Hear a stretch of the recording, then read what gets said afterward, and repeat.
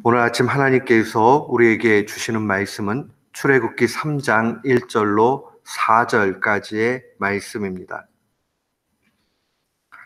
출애굽기 3장 1절부터 4절 말씀.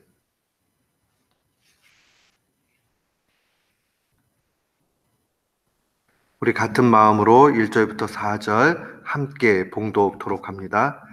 모세가 그 장인 미디안 제사장 이드로의 양무리를 치더니 그 무리를 광야 서편으로 인도하여 하나님의 산 호랍의 이름에 여호와의 사자가 떨기나무 불꽃 가운데서 그에게 나타나시니라. 그가 보니 떨기나무에 불이 붙었으나 사리지 아니하는지라.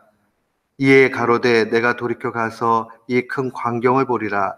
떨기나무가 어찌하여 타지 아니하는고 하는 동시에 여호와께서 그가 보려고 돌이켜 오는 것을 보신지라. 하나님이 떨기나무 가운데서 그를 불러 가라사대 모세야 모세야 하시매 그가 가로되 내가 여기 있나이다. 아멘.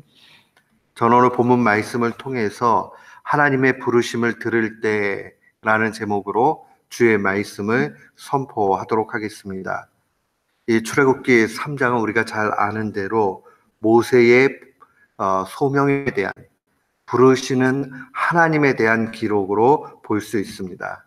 우리가 이 출애굽기 3장의 내용을 묵상하다 보면 정말 가장 인생 가운데 가치 있는 인생, 또 우리의 인생 가운데 가치를 찾을 수 있을 때가 어디인가 하는 것을 보게 됩니다. 모세의 인생을 보통 세 단계로 나누죠. 왕궁에서의 40년 생활, 또한 미디안 광야에서의 40년, 그리고 소명 이후에 그가 민족의 지도자로서의 40년, 그 120년 정도의 그러한 삶을 나누어서 생각해 볼 수 있습니다. 모세 한 사람의 인생을 바라봤을 때에 굉장히 파란만장한 변화가 있다는 것을 볼 수 있습니다. 앞선 이 40년 동안의 이집트 왕자로 살았던 그 찬란했던 시절이 그에게 있어서 가장 가치 있는 시간이라 그렇게 보기 어렵습니다.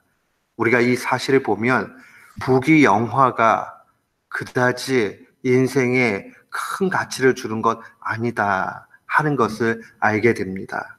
그런 의미에서 보면 우리가 부귀영화를 누리는 것, 이 땅 가운데 작은 위로가 될 수도 있고요. 또 작은 만족이 될 수 있지만 거기에서 참다운 만족 찾을 수 없다는 것 분명히 보게 됩니다.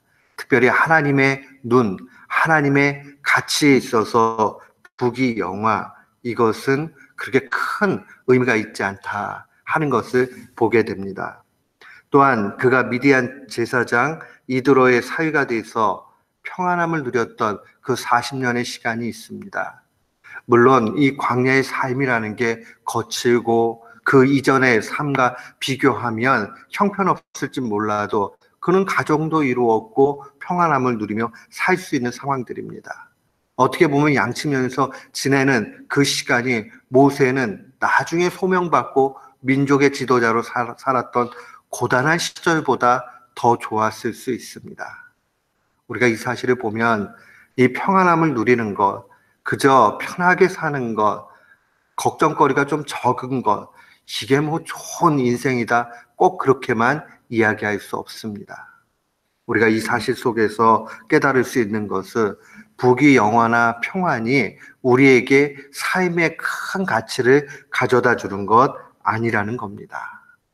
그렇다면 정말 이 인생 가운데 가치를 찾을 수 있는 순간 언제겠습니까?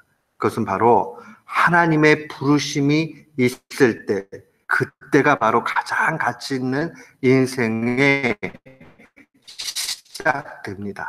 하나님의 내 인생 가운데 하나님의 부르심이 있는 그 순간, 그 다음부터 우리의 인생은 조금 더 고단할 수도 있어요. 모세와 같이 어려움이 있을 수 있어요. 그러나 그럼에도 불구하고 가장 가치 있는 시간이 된다는 사실 놓치지 말아야 됩니다. 사랑하는 성도 여러분, 과연 하나님의 부르심이 무엇입니까? 우리는 하나님의 부르심 이러면 마치 이 모세와 같은, 또 아니면 사도 바울과 같은 특별한 그러한 경험들 속에서 하나님의 메시지가 우리에게 올 때를 생각을 합니다. 물론 그것도 분명히 하나님의 부르심이죠. 그러나 더 많은 경우는 평범한 일상 가운데 주님이 우리를 부르신다는 겁니다.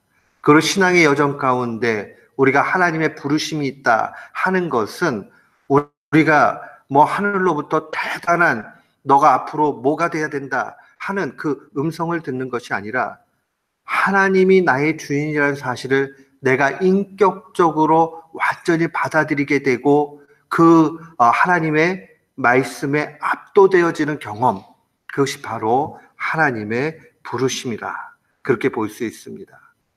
더 쉽게 이야기하면 하나님을 좀 만나야 돼요. 그래서 신앙생활 하는 가운데서 하나님이 살아계시고 또 하나님이 나에게 어떠한 분이고 하는 것을 개인의 인생 그 여정 가운데서 분명히 경험해야 됩니다. 하나님을 만나고 나서 신앙생활 하는 것하고 그냥 들어서 신앙생활 하는 것하고 하나님을 만나지 못하고 교회 다니는 것하고 완전히 다르다 하는 것을 분명히 알아야 됩니다. 신앙생활의 꽃은 하나님의 부르심, 하나님을 인격적으로 만나게 될 때에 거기에 참다운 아름다움이 있습니다. 우리가 하나님을 온전히 만나게 되면 그 다음부터 우리의 인생이 완전히 바뀌게 됩니다. 오늘 본문의 2절 말씀을 보십시오. 여호와의 사자가 떨기나무 불꽃 가운데서 그에게 나타나시니라. 그가 보니 떨기나무에 불이 붙었으나 사라지지 아니하는 것을 보게 됩니다. 이에 가로되 내가 돌이켜 가서 이 큰 광경을 보겠다. 그는 완벽하게 이 광경이 뭘 얘기하는지는 크게 알지는 못하지만은 그러나 분명히 기이한 일이 있다라는 사실을 그는 알고 있습니다. 이것은 바로 하나님의 임재의 상황들을 표현하는 그러한 광경입니다. 하나님께서 떨기나무 가운데서 불꽃으로 나타나지만 불꽃이 사르지 아니하면서 특별한 이 광경의 체험들을 통해서 그가 하나님 앞으로 나아가게 되는 것을 분명히 볼 수 있습니다. 사랑하는 성도 여러분, 우리는 이 하나님의 부르심에 대해서 모세와 같은 이런 특별한 광경이 있지 아니해도 종종 우리가 말씀을 읽으면서도 기도하면서도 설교를 들으면서도 예배 드리면서도 또 일생의 내 일을 하면서도 정말 하나님이 내 마음속을 가득 채워주신다는 것을 경험할 수 있습니다. 그때가 바로 하나님의 부르심이 있는 시간이요. 그 시간을 우리는 귀히 여겨야 됩니다. 사랑하는 성도 여러분, 하나님은 어떤 사람 부르실까요? 정말 하나님께서 부르심이 있는 사람 어떤 사람이냐? 우리는 오늘 본문 말씀에서만 중심 두고 보면 두 가지 종류 사람에게 하나님의 부르심이 있다는 것을 보게 됩니다. 첫 번째는 준비되어져 있는 사람입니다. 준비되었다는 것은 다른 의미가 아닙니다. 하나님께서는 각기 다양한 인생들을 허락하십니다. 그 가운데 하나님의 때가 되어서 불러주시는데 가만 보면 하나님께서 그 인생의 여정 가운데 여러 가지로 훈련을 시키신 이후에 그가 완전히 바닥에 내려앉을 때에 부르시는 것을 보게 됩니다. 어떻게 보면 하나님은 이 사람들의 완악함을 아시기 때문에 완전히 다 기운을 빼놓은 상태에서 그 다음에 하나님이 부르시는 거 분명히 보게 됩니다. 그도 준비가 되었지요. 40년 가장 최고의 학문을 왕궁에서 배울 수 있었습니다. 그 40년이 지나고 나서 도망자의 신세가 되고 미디안 광야에서 하나님을 대면하는 훈련을 분명히 배우게 됩니다. 광야는 외롭지요. 또 광야는 많은 것을 생각할 수 있는 장소가 되죠. 거기서 영성 훈련들을 충분히 할 수 있는 상황들이 되죠. 그런 가운데서 자기 자신이 하나님 앞에 얼마나 볼품없는 존재인가, 자기의 그 모습이 얼마나 부족한가 하는 것을 깨달을 그 시점이 되었을 때에 하나님은 그를 불러 인도해 주십니다. 우리가 하나님의 그 어미하신 크심을 만나게 될 때에 자기 자신이 정말 얼마나 연약한가, 부족한가, 하나님이 없으면 안 되는가 하는 것을 보게 됩니다. 사랑하는 성도 여러분, 그는 그 준비된 가운데서 하나님 앞에 민감함 또한 배웠습니다. 그가 이 광경을 바라보면서 정확하게 무엇인지 100% 감지하지 못했다 할지라도 여기에 분명히 무언가 인도함이 있다는 사실을 그는 알고 있습니다. 그래서 4절 말씀에 보면 여호와께서 그가 보려고 돌이켜 오는 것을 보셨다. 돌이켜서 그 광경을 보러 오는 것 단순히 호기심에 오는 것 아닙니다. 분명 여기에 무언가의 부르심이 있다라는 성령님에 대한 그러한 반응이라고 볼 수 있습니다. 사랑하는 성도 여러분, 준비됨은 참 중요합니다. 우리의 일상의 삶 가운데 하나님이 모든 그 시간들을 헛되이 주시는 적 없습니다. 필요하니 주시는 겁니다. 또한 어떤 사람에게 부르심이 오는가 우리가 말씀 묵상하면 일상의 삶에서 성실히 자신의 일을 수행하는 사람에게 주님은 그 부르심의 때를 분명히 주십니다. 1절 말씀 보니 모세가 그 장인 미디안 제사장 이도로의 양무리를 쳤다라고 그렇게 기록이 되어져 있습니다. 자기 양떼는 아닙니다. 그러나 그는 장인의 그 양떼를 아주 성심껏 돌보는 것을 볼 수 있습니다. 그리고 인도함을 받게 됩니다. 어쩌면 우리가 특별한 경험을 하는 수많은 시간들보다도 우리의 일상의 그 상황들 속에서 하나님을 더 많이 만날 수 있습니다. 사랑하는 성도 여러분, 준비되어져 있고 또한 우리의 삶 가운데 성실히 그렇게 살아갈 때에 주님은 분명히 우리를 향해서 부르실 것입니다. 한 번 부르시는 것이 아니라 여러 번 부르실 것입니다. 그리고 우리는 그때마다 우리의 귀에 하나님이 우리를 부르신다는 사실을 영적으로 민감하게 느끼며 분명히 반응할 수 있을 것입니다.